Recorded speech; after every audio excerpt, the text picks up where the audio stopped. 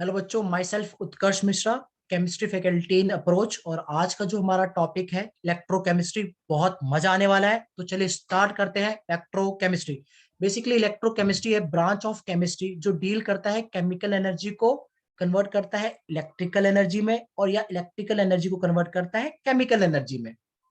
ठीक है जी। तो जो केमिकल को आप इलेक्ट्रिकल में कन्वर्ट कराते हो उसके लिए आपको एक सेटअप लगाना पड़ता है। उस सेटअप को कहते हैं हम गैल्वेनिक सेल। गैल्वेनिक सेल या हम कहते हैं डैनियल सेल। आपने क्लास 11th में, आपको याद आ रहा होगा कि हमने क्लास 11th में इसको पढ़ा हुआ है। और जब आप इलेक्ट्रिकल को केमिकल में कन्वर्ट करते हैं इस सेटअप को कहते हैं हम electrolytic cell. Electrolytic cell electrolytic cell भी आपको याद आ रहा होगा, क्लास 10th में आपने पढ़ा इलेक्ट्रोलाइसिस। इसका एग्जांपल है इलेक्ट्रोलाइसिस। आपने पढ़ा है NaCl का। तो बेसिकली इलेक्ट्रोलाइसिस में आपने क्या पढ़ा हुआ है थोड़ा सा देखते हैं, बाकी हम इसको डिटेल में पढ़ेंगे। अभी जस्ट थोड़ा सा बेसिक देखते हैं इसका।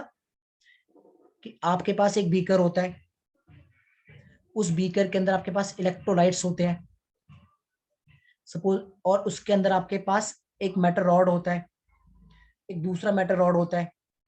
और आप क्या करते हैं, दोनों मेटल रॉड को बैटरी से कनेक्ट कर देते हैं। तो एक साइड आप पॉजिटिव करते हैं जिसे हम एनोड कहते हैं, एक साइड आप नेगेटिव मेटल रॉड कहते हैं जिसे हम कैथोड कहते हैं। और आपको पता है इलेक्ट्रोलाइट के अंदर आप Na+Cl- लेते हैं।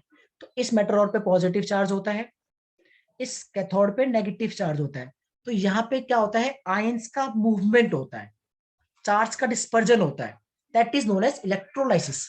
तो ये इस साइड मूव करेगा और ये इस साइड मूव करेगा। अगर इसकी आप रिएक्शन लिखे, आपको अगर इसकी रिएक्शन याद है, तो बेसिकली आपने किया क्या, आपने NaCl के अंदर इलेक्ट्रिसिटी दी, और जैसे ही आपने NaCl के अंदर इलेक्ट्रिसिटी दी तो यहाँ पे Na सॉलिड प्लस का क्लोरीन गैस बन गया। हमने बैलेंस भी कर लेते हैं। मतलब आप यहाँ पे इलेक्ट्रिसिटी दे रहे हैं, और इलेक्ट्रिसिटी देने की वजह से यहाँ पे NaCl के अंदर केमिकल चेंज हो गया।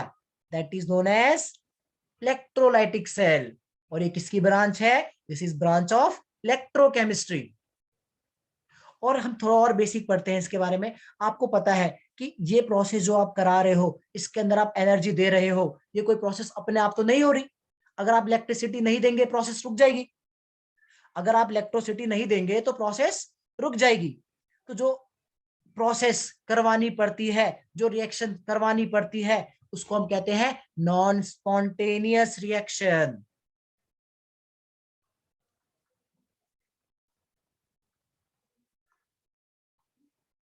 Non spontaneous reaction. और आपको पता है नॉन स्पॉन्टेनियस रिएक्शन के लिए डेल्टा जी हमेशा पॉजिटिव होता है।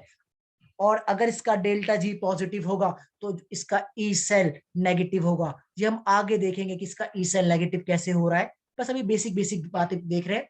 अब बात आते हैं गैल्वेनिक सेल के बारे में। देखिए गैल्वेनिक सेल अभी हम जस्ट देखने वाले हैं। गैल्वेनिक सेल का बेटा इसको कहते हैं स्पॉन्टेनियस रिएक्शन। ये अपने आप हो रही होती है, क्योंकि केमिकल आपने डाल दिया और एक बार केमिकल स्टार्ट हो जाएगा तो वो अपने आप इलेक्ट्रिसिटी बना रही होगी, वहां पे केमिकल रिएक्शन हो रही होगी और इलेक्ट्रिसिटी बन रही होगी। तो ये रिएक्शन स्पॉन्टेनियस रिएक्शन है, इसके अंदर आपको कहीं बाहर से एनर्जी लाकर नहीं देनी है।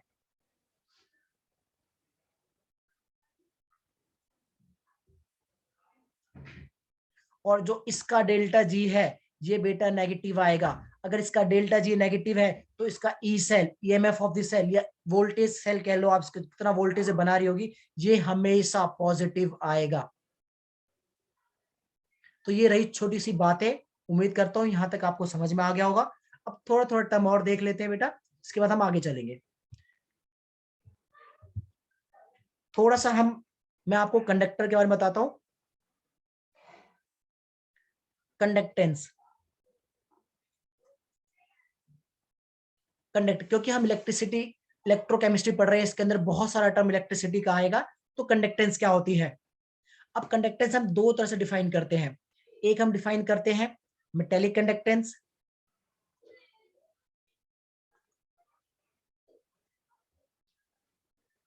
मेटेलिक कंडक्टर, और एक हम डिफाइन करते हैं इलेक्ट्रोलाइट, इलेक्ट्रोलाइट्स कंडक्टर। आपको पता है कंडक्टेंस का मतलब होता है which allow to pass the electricity, this is known as conductance. अब इन मेटेलिक कंडक्टर आपका क्या होता है बेटा, मेटल्स होता है। आप मेटल्स के अंदर चार्ज लेके आते हो, और यहाँ पे क्या होता है, उस चार्ज को इलेक्ट्रॉन्स कैरी करते हैं, और इलेक्ट्रॉन्स क्या करते हैं, मूव करना स्टार्ट करते हैं। तो जब आपका फ्लो ऑफ इलेक्ट्रॉन्स हो जाता है, तो वहां के उसके अपोजिट में आई मूव करता है, that is known as metallic conductor.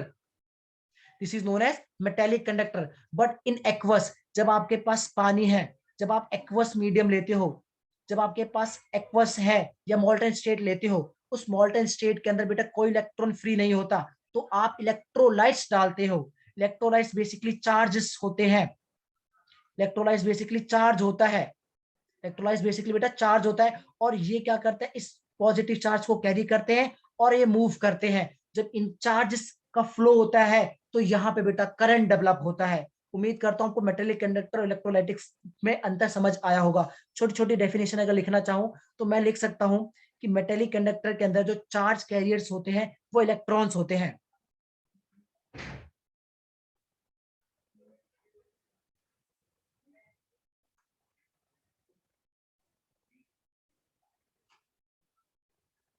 Electron मतलब यहाँ पे बेटा फ्लो ऑफ इलेक्ट्रॉन होता है। इनके अंदर जो चार्ज कैरियर्स होते हैं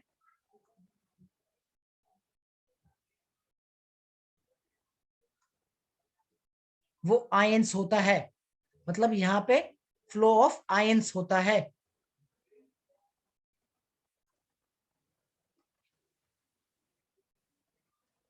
इनमें high conductance,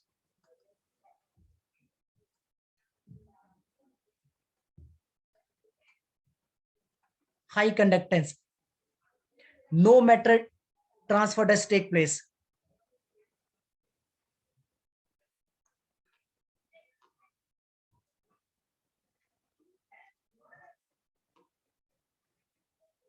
no chemical reaction,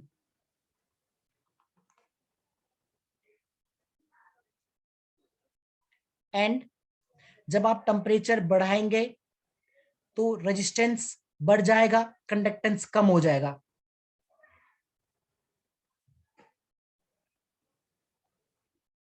conductance कम हो जाएगा। This is metallic conductor. आपको पता है मेटेलिक कंडक्टर के अंदर कोई केमिकल रिएक्शन नहीं होती, बस आपके इलेक्ट्रॉन्स का मूवमेंट होता है, इलेक्ट्रॉन्स का फ्लो होता है, उस इलेक्ट्रॉन के फ्लो से आपका करंट डेवलप हो जाता है। इसके अंदर कोई मास मूवमेंट नहीं होती, कोई केमिकल रिएक्शन नहीं होती। बट अभी जस्ट आपने यहाँ पे पढ़ा, और आपको पता है धीरे धीरे यहाँ पे बेटा मेटल्स का मूवमेंट होता है।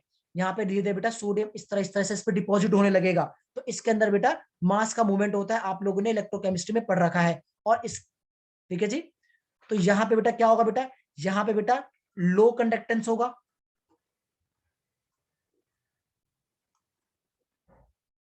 लो कंडक्टेंस होगा, मैटर ट्रांसफर होता है इसके अंदर,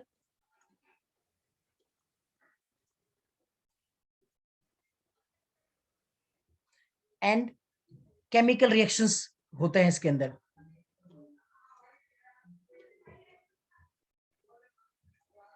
केमिकल रिएक्शन होता है, एंड आप जब टेम्परेचर बढ़ाएंगे तो यहाँ पे बेटा कंडक्टेंस बढ़ जाता है, कंडक्टेंस बढ़ जाता है यानी रेजिस्टेंस कम हो जाएगा। जाहिर सी बात है, आपको पता है जब आप किसी चीज, आप जब मोल्टेन स्टेट को या एक्वस स्टेट को आप यहाँ पे जब हीट करेंगे, जब आप हीट करें तो यहाँ पे आयंस की मूवमेंट फास्ट हो जाएगी, क्योंकि इसके अंदर काइनेटिक एनर्जी डेवलप हो जाएगा, बॉन्ड जल्दी टूटेंगे, आयंस जल्दी मूव करेंगे। तो आप टेम्परेचर बढ़ाएंगे, कंडक्टेंस बढ़ जाएगा, रेजिस्टेंस कम हो जाएगा। एक और बहुत इंटरेस्टिंग बात है, यहाँ पे फैराडे लॉ को ऑब्जर्व किया जाता है। Faraday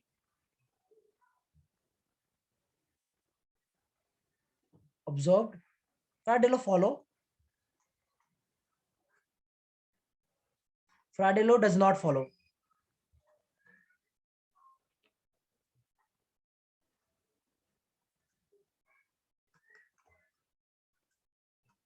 Faraday law doesn't follow। बहुत इंपॉर्टेंट है ये फैराडे लॉ क्या होता है, ये हम अभी थोड़ी देर में समझेंगे, अभी जस्ट बेसिक्स पे फोकस कर रहे हैं। तो चलिए हम नेक्स्ट मूव करते हैं अपने सबसे इंपॉर्टेंट सेल की तरफ।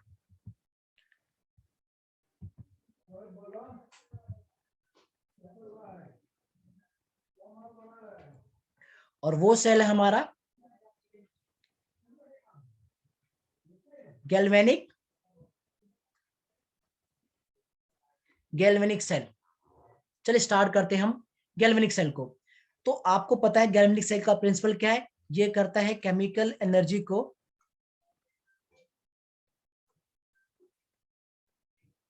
Converts into electrical energy,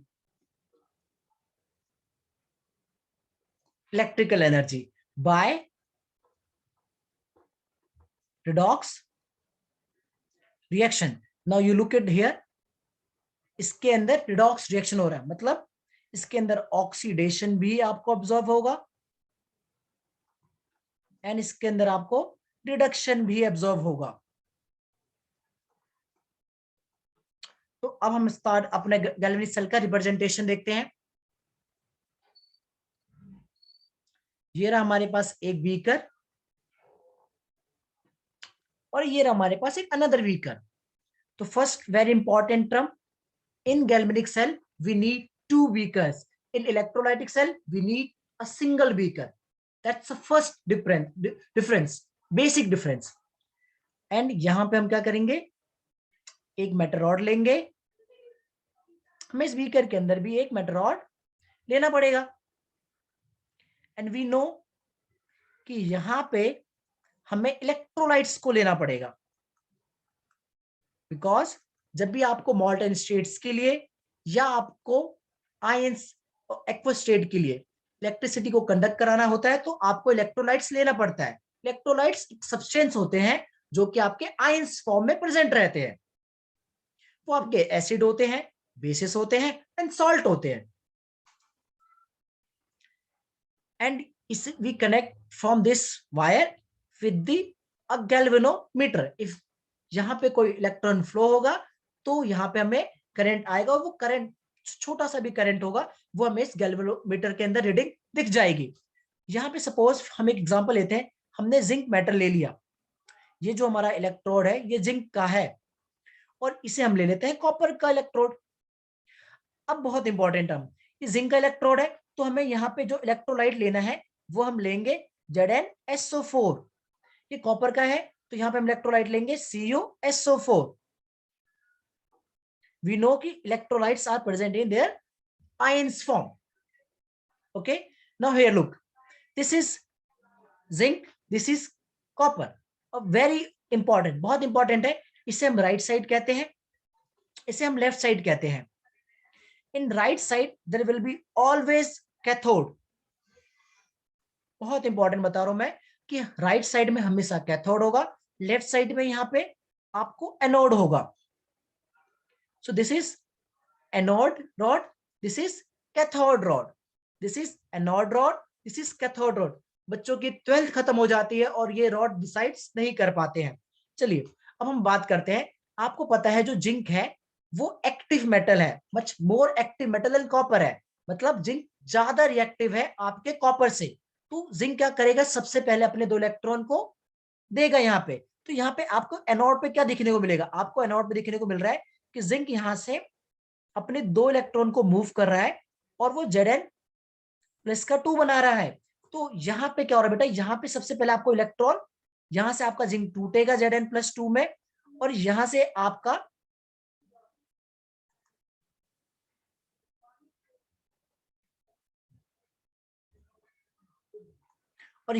electron free होगा। तो यहाँ पे सबसे पहले एनोड पे नेगेटिव चार्ज आपको आएगा। In anode you will find negative potential, और इन कैथोड आपको पता है जैसे यहाँ पे अगर नेगेटिव पोटेंशियल आया तो यहाँ पे पॉजिटिव पोटेंशियल डेवलप हो जाएगा। तो यहाँ पे बेटा Cu+ का डिपॉजिट होगा, क्योंकि ये इलेक्ट्रॉन जो यहाँ से निकल रहे हैं वो इस तरह से मूव करेंगे। अभी हम ये आगे समझेंगे कि किस तरह से पोटेंशियल डेवलप होता है, किस तरह से इलेक्ट्रॉन मूव करता है। आपको I am very much sure कि यू नो बेसिक कि इलेक्ट्रॉन को मूव करने के लिए पोटेंशियल का पता होना चाहिए। तो इलेक्ट्रॉन क्या करता है बेटा, नेगेटिव पोटेंशियल से पॉजिटिव की तरफ मूव करता है। तो यहाँ पे जो जिंक है, जिंक जो बेसिकली आपका एनोड है, एनोड पे नेगेटिव आता है। कॉपर यहाँ पे आपका कैथोड है, कैथोड पे पॉजिटिव आता है। ये बहुत इंपॉर्टेंट है क्योंकि इलेक्ट्रोलाइटिक सेल के अंदर टर्म बदल जाती है, एनोड पे पॉजिटिव आता है और कैथोड पे नेगेटिव आता है। बट इन गैल्वेनिक सेल, मतलब गैल्वेनिक सेल के अंदर एनोड पे नेगेटिव आता है, कैथोड पे पॉजिटिव आता है। ये बहुत इंपॉर्टेंट टर्म है। और आपको दिख रहा है यहाँ पे इलेक्ट्रॉन्स का मूवमेंट हो गया, तो बेसिकली यहां पे बेटा आई फ्लो करेगा और ये करंट आपका इसके अंदर आ जाएगा। तो ये रही आपकी एनोड की रिएक्शन। अब बेसिकली कॉपर में क्या हुआ होगा, क्योंकि Cu प्लस यहाँ पे डिपॉजिट हो रहा है, तो ये Cu+2 आयन है, ये 2 इलेक्ट्रॉन को एक्सेप्ट करेगा और ये कॉपर सॉलिड बन जाएगा। तो अगर आप बड़े ध्यान से देखें तो यहाँ पे आपको पता है जब कोई सॉलिड स्टेट में है, जिंक आपका सॉलिड था, तो ये 0 होगा इसका ऑक्सीजन स्टेट। अब इसका ऑक्सीडेशन स्टेट आपको +2 दिख रहा है, तो मैं कह सकता हूं कि एनोड पे आपका ऑक्सीडेशन हो रहा है। मैं यहां कह सकता हूं कि यहाँ पे पहले ये Cu2+ आयन में था, 2 इलेक्ट्रॉन एक्सेप्ट किया, इसने अभी सॉलिड बन गया, तो इसका 0 होगा। तो मैं कह सकता हूं आपके कि कैथोड पे रिडक्शन हो रहा है, कैथोड पे आपका रिडक्शन हो रहा है। अगर आप इस पूरी सेल को यहाँ पे रिपोर्ट करें, एनोड और कैथोड को एक साथ पूरी सेल की इक्वेशन को लिखे तो देखिए क्या आएगा। तो हम लिख सकते हैं यहाँ पे Zn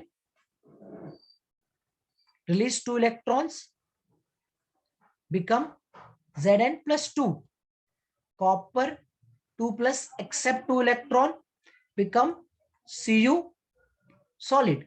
So overall the reactions will be zinc copper 2+, zinc plus and copper solid here. तो आप देख सकते हैं कि इस रिएक्शन के अंदर आपका यहां पे ऑक्सीडेशन ऑब्जर्व हो रहा है आपको,